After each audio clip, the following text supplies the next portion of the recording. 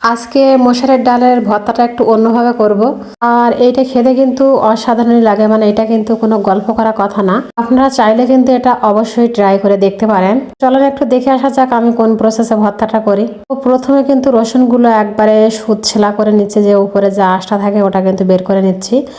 আর এইখানে পেঁয়াজগুলো ছিলে কিন্তু 4 ফাল করে ওর উপর থেকে একটা করে খোসা মানে এইভাবে উঠিয়ে উঠিয়ে নিচ্ছি। আর রসুনের মাঝখান থেকে কিন্তু একটা করে ফালি করে নিয়েছি, যাতে ভাজতে সুবিধা হয়, মানে তাড়াতাড়ি ভাজাটা হয়ে যায় এই কারণে। আর এখন কিন্তু সবগুলো ভালোভাবে ধুয়ে নিচ্ছি। আর মশারির ডালটা কিন্তু ভিজিয়ে রেখেছিলাম, খুব বেশিক্ষণ কিন্তু ভিজিয়ে রাখিনি, কারণ বেশিক্ষণ ভিজিয়ে রাখলে আবার গ্যাদ গেদে হয়ে যাবে।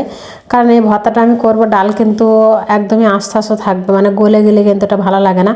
তো যাই হোক, প্রথমে কিন্তু একটু তেল দিয়ে দিচ্ছি। আর এই তেলের মধ্যে কিন্তু মশারের ডালগুলো হালকা একটু ভেজে নিচ্ছি, তার ভেতরে লবণ আর হলুদ দিয়ে। এটা কিন্তু অনবরত নাড়তে হবে, মানে সব ডাল যেন সমানভাবে ভাজাভাজি হয় আর কি। আর সামান্য একটু পানি দিলাম ভাজা শেষে। আর তারপরে কিন্তু আমি ঢেকে ঢেকেই সিদ্ধ করে নেব এই ডালটা, কারণ বেশি পানি দিলেই কিন্তু ডালটা নরম হয়ে যাবে আর ভর্তাটা ভালো লাগবে না। আর এই যে দেখেন, আমার ডালটা কিন্তু এখানে আস্ত হয়ে আছে, আমি এভাবে হালকা ঢেকে ঢেকে ঢেকে ঢেকে অল্প আছে কিন্তু সিদ্ধ করে নিয়েছি। তো ওটা নামিয়ে নিয়ে তারপরে কিন্তু কড়াইয়ে তেল বসিয়ে ওই যে পেঁয়াজ আর রসুন কেটে রাখছিলাম ওইটা তার ভেতরে দিয়ে একদম বাদামি করে ভেজে তুলে নেব। কারণ এই পেঁয়াজ আর রসুনটা যদি ভাজা একটু বেশি পুড়ে যায় তাহলে কিন্তু তেতো লাগবে, ভালো লাগবে না, সেই রকম প্রপারলি স্বাদ কিন্তু আসবে না আপনার ভর্তার। যখনই ভাজবেন অবশ্যই এটা একটু দেখে নেবেন। তারপরে ওই একই তেলের ভিতরে কিন্তু কয়েকটা শুকনো মরিচ দিয়ে দিচ্ছি। যদিও এতগুলো শুকনো মরিচ কিন্তু আমার লাগবে না, তারপর এক্সট্রা একটু ভেজে নিচ্ছি, সবসময় লাগে সেই কারণে। তো এখন কিন্তু ফাইনালি চলে আসছে এইগুলো পাটায় বাটাবাটি করতে।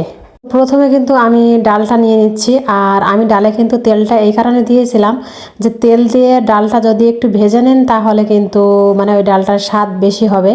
মানে আপনারা তো ভর্তা অনেকভাবে খেয়েছেন, আর এইভাবে একবার খেয়ে দেখবেন। আর আমি কিন্তু সবসময় বলি যে রান্না আমি দেখাই বলে যে মানে বেশি পরিমাণে ট্রাই করবেন বা দেখবেন তা কিন্তু না। আপনার রান্নাটা যে রান্না ভালো লাগুক না কেন আপনারা অল্প পরিমাণে নেবেন। আর যদি আপনার সেটা পছন্দ হয় ভালো লাগে তাহলে আপনি সেটা কিন্তু খেতে পারেন।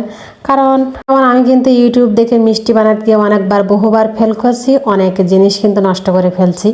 তো এখন ভাবি যদি প্রথমে একটু অল্প অল্প করে নিতাম তাহলে হয়তো এই জিনিসগুলো নষ্ট হতো না। যাই হোক, এখন কিন্তু শুকনো মরিচ আর এই পেঁয়াজগুলো দিয়ে ভালোভাবে বেটে নিচ্ছি। সাথে একটু লবণও দিয়ে দিয়েছি যাতে খুব তাড়াতাড়ি ঝালটা ফেসে যায়, কারণ লবণ একটা ধার মতো থাকে, ওইটা দিলে কিন্তু তাড়াতাড়ি ফেসে যায়। তো যাই হোক, এখন কিন্তু সেইগুলো সবটা দিয়ে আমি খুব ভালোভাবে মাখামাখি করে নিচ্ছি।